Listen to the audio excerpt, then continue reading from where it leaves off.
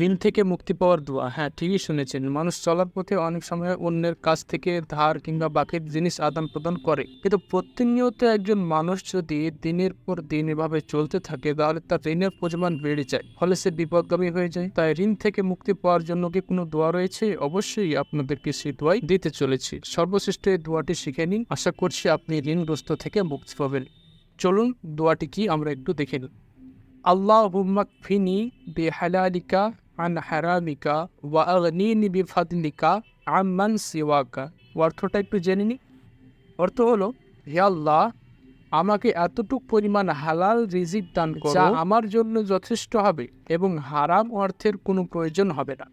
তুমি ব্যতীত আর সবার থেকে আমাকে অমুখাপেক্ষী করে দাও। তো আপনারা অর্থ দেখে বুঝতে পারলে অবশ্যই আপনারা যদি এই দোয়াটি পাঠ করতে থাকেন, ইনশাআল্লাহ আপনি ঋণমুক্ত হয়ে যাবেন। আসসালামু আলাইকুম ওয়া রাহমাতুল্লাহি ওয়া বারাকাতুহু।